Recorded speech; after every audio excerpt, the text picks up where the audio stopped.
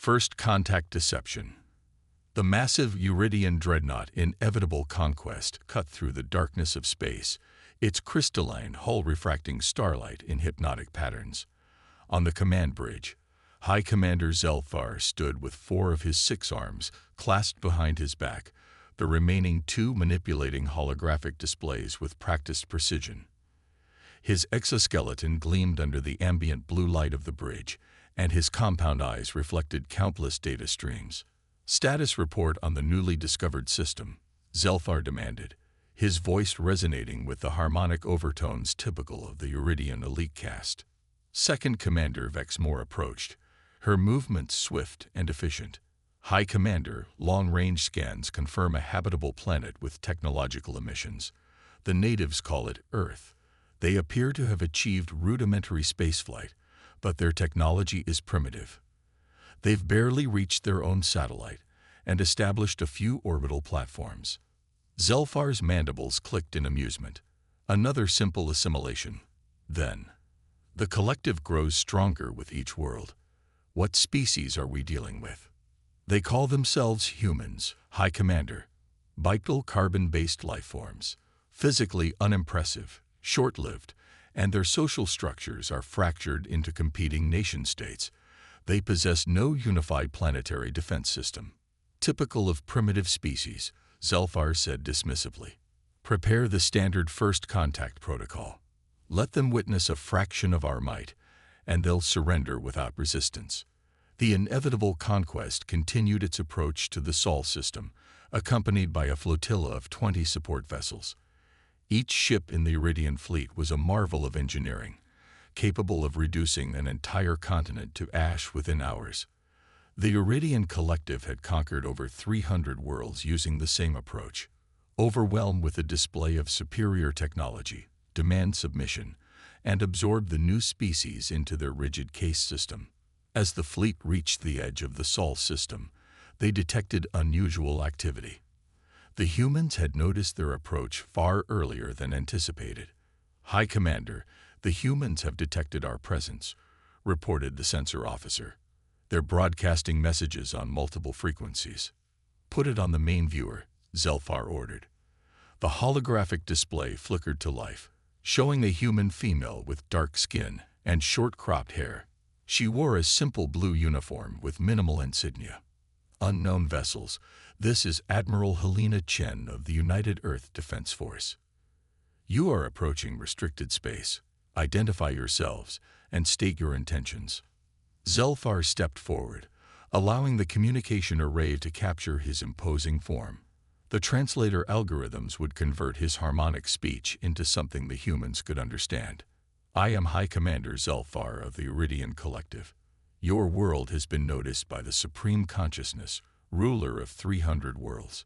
We offer you the opportunity to join our collective as a protectorate species. Resistance is inadvisable." Admiral Chen's expression remained neutral. "The people of Earth appreciate your offer, High Commander, but we respectfully decline. We are open to peaceful diplomatic relations as equals, but we will not surrender our sovereignty." Zelfar's compound eyes flickered with surprise. Most species responded with fear or immediate capitulation. This calm refusal was unusual. "Perhaps you misunderstand, human. This is not a negotiation. The collective has determined that your species will be integrated. Your technology is primitive. Your defenses are negligible. Accept our protection, or we will demonstrate why 300 worlds have bowed before us." Admiral Chen nodded slowly. "I understand perfectly, High Commander. However, I must warn you that appearances can be deceiving. We request that you respect our boundaries and withdraw from our system. We have no desire for conflict." Vexmore couldn't contain her amusement, her mandibles clicking rapidly. "They threaten us. With what?" "Those primitive orbital platforms." Zelfar raised a limb to silence his subordinate. "Deploy a scout vessel to their largest orbital structure. Let them witness true technological superiority." The smallest ship in the Iridian fleet, still larger than anything humans had ever constructed, broke formation and accelerated toward Earth's orbit, where several space stations and satellites clustered. "High Commander, the humans are launching vessels," reported the tactical officer. "Multiple small craft, chemical propulsion, minimal weapon signatures." On the holographic display, they watched as a dozen human ships approached the Iridian scout vessel. They were tiny, perhaps 1/20th the size of the scout ship, with simplistic designs and obvious external fuel tanks. "Are they attempting to attack?" Vex Moore laughed. With those. Zelfar wasn't laughing. Something felt wrong. "Order our scout to maintain distance." But before the order could be relayed, the human vessels executed a series of maneuvers that should have been impossible for such primitive craft. They split into 3 groups, approaching the scout vessel from multiple vectors. The Iridian ship fired warning shots, energy beams slicing through space. "What are they doing?" Vex Moore asked, her amusement fading into concern. The answer came moments later. The human ships suddenly released what appeared to be simple metal canisters. Before the Iridian vessel could react, the canisters detonated in a synchronized pattern around it. Instead of conventional explosions, they released expanding clouds of metallic particles. "Some kind of primitive chaff," Vex Moore declared dismissively. Then something unexpected happened. The Iridian scout ship's energy shields flickered and failed. Its engines sputtered and died. The vessel began drifting, completely powerless. "Impossible," Zelfar hissed. "How could they disable an Imperial vessel?" Before anyone could answer, Admiral Chen's face appeared on the display again. "As you can see, High Commander, we are not as primitive as you assumed. That was a demonstration of our electromagnetic pulse technology. Simple by your standards, perhaps, but effective. Your scout ship will regain power in approximately 1 hour, and its crew is unharmed." She leaned forward slightly, her expression hardening. "This is your only warning. The Iridian Collective is not welcome in this solar system. You have 24 hours to retrieve your disabled vessel and depart. If you choose aggression, we will respond in kind." The transmission ended, leaving the Iridian command bridge in stunned silence. "How?" Vex Moore finally asked. "Their technology is centuries behind ours. They shouldn't even understand our shield frequencies." Zelfar's mind raced. In 3 centuries of expansion, the Collective had never encountered a species that successfully resisted first contact. "Recall the scout ship. We're withdrawing to the system boundary to reassess." As the Iridian fleet retreated to a safe distance, Zelfar gazed at the blue-green planet on the holographic display. For the first time in his long career, he felt uncertain. Something about these humans didn't align with their apparent technological level. "Vex Moore, conduct a deep analysis of all sensor data from the encounter. I want to know exactly how they disabled our scout ship." Hours later, Vex Moore returned with disturbing findings. "High Commander, the analysis is complete. The humans used a precisely calibrated electromagnetic pulse combined with nanoscale particles that temporarily adhered to our hull and amplified the effect. The technology is simple, but the implementation required intimate knowledge of our shield frequencies and power distribution systems." "That's impossible," Zelfar said. "They've never encountered our technology before." "There's something else," Vex Moore continued. "We've detected unusual energy signatures from behind their moon. They're attempting to mask them, but our long-range sensors picked up readings consistent with advanced power systems, far beyond what their visible infrastructure suggests they should possess."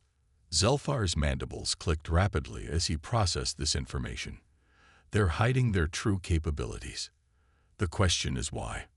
Perhaps they anticipated contact with a technologically superior species and prepared accordingly," suggested Vex Moore. "Or perhaps they're not what they appear to be at all," Zelfar said. "The Supreme Consciousness must be informed. This situation requires more than our standard conquest fleet." As the Iridian fleet prepared to depart the system, Zelfar took one final look at Earth. "We'll be back, humans. And next time, we won't underestimate you." Little did he know that humanity's deception ran far deeper than he could imagine. Humanity Unleashed. 3 standard months had passed since the embarrassing first contact with Earth. The Great Hall of the Supreme Consciousness buzzed with tension as High Commander Zelfar stood before the Council of Six, the ruling body of the Iridian Collective. "Your report is disturbing, High Commander," said Elder Quilon, the oldest member of the Council. "No species has ever resisted first contact successfully. Are you certain their technology was as primitive as it appeared?" "That is precisely what concerns me, Honored Elder," Zelfar replied. "The visible infrastructure suggests a Level 2 civilization, barely capable of reaching their own satellite. Yet they disabled our scout ship with apparent ease and are concealing advanced energy signatures. Deception is the refuge of the weak," declared War Leader Draz Kur, his battle-scarred exoskeleton gleaming under the chamber's lights. "I propose we dispatch the Third Conquest Fleet. 40 warships should be sufficient to overwhelm whatever hidden defenses these humans possess." The Supreme Consciousness, a massive crystalline structure at the center of the chamber, pulsed with blue light, indicating approval. "It is decided," intoned Elder Quilon. "War Leader Drazkur will lead the Third Conquest Fleet to subjugate Earth. These humans will learn the cost of defying the Collective." Before anyone could respond, a junior communications officer burst into the chamber, a breach of protocol so severe that silence immediately fell. "Forgive the intrusion," the officer said, prostrating himself. "Long-range sensors have detected an unidentified vessel entering Iridian space in Sector 7. It's on a direct course for Iridia Prime." "What species?" demanded Drazkur. "Unknown, War Leader, but the energy signature." The officer hesitated. "It matches the hidden readings we detected behind Earth's moon." A wave of clicking mandibles rippled through the chamber. "One human ship poses no threat to Iridia Prime," Drazkur declared dismissively. "The ship's dimensions, War Leader," the officer continued, his voice trembling. "It's massive, nearly twice the size of our largest dreadnought." Silence fell over the chamber. "Impossible," whispered Zelfar. "They were just learning to reach their moon." War Leader Drazkur rose to his full height. "I will intercept this human vessel with my personal battle group. We will determine the truth of their capabilities and crush this insolence." The Iridian battle group emerged from faster-than-light travel at the edge of Sector 7. 7 warships arranged themselves in attack formation, their weapon systems powered and ready. On the bridge of the flagship Inevitable Victory, War Leader Drazkur studied the tactical display with growing unease. The human vessel was unlike anything in the Collective's database. It was indeed massive, a behemoth of dark metal that seemed to absorb rather than reflect light. Its design defied Iridian aesthetics, with no crystalline structures or symmetrical patterns. Instead, it was angular and utilitarian, bristling with what appeared to be weapon emplacements and sensor arrays. "That cannot be a human warship," Drazkur said, his voice barely above a whisper. "They're hailing us, War Leader," reported the communications officer. "On screen," ordered Drazkur, straightening his posture. The display activated, showing a human male with graying hair and eyes that seemed to hold centuries of wisdom. He wore a simple black uniform with silver trim. "This is Fleet Admiral Thomas Chen of the Earth vessel Harbinger. We come in peace and request diplomatic dialogue with the Iridian Collective." Drazkur studied the human carefully. The name Chen triggered a connection in his mind. "Are you related to the human who confronted High Commander Zelfar?" Admiral Chen smiled slightly. "Helena is my daughter. She mentioned you might return with greater numbers, so I thought a more direct approach might save time. Your vessel's capabilities exceed our intelligence reports on human technology by centuries," Drazkur said. "Explain yourselves." Chen's expression remained pleasant, but revealed nothing. "War Leader, did you really expect us to reveal all our capabilities during first contact? Especially when your High Commander made his intentions so clear. You're claiming this level of advancement was hidden when we first encountered Earth." Drazkur asked incredulously. "Not hidden, War Leader. Simply not displayed. Your civilization hasn't been the first to discover Earth, merely the most recent. We've learned to be cautious. Drazker's tactical mind raced through the implications. If the humans had deceived them about their technology, what else had they concealed? War leader, his science officer whispered urgently, our scans show their power source is using principles our theorists have only speculated about. The hull material is absorbing our sensor probes. We cannot determine their weapons capabilities. Chen continued as if he could hear their private conversation. I understand your confusion, war leader. Allow me to be direct. Earth has no interest in conflict with the Iridian Collective. However, we will not be subjugated. The Harbinger is one of our older vessels, brought out of reserve specifically for this diplomatic mission. Older vessels. Drazker couldn't mask his shock.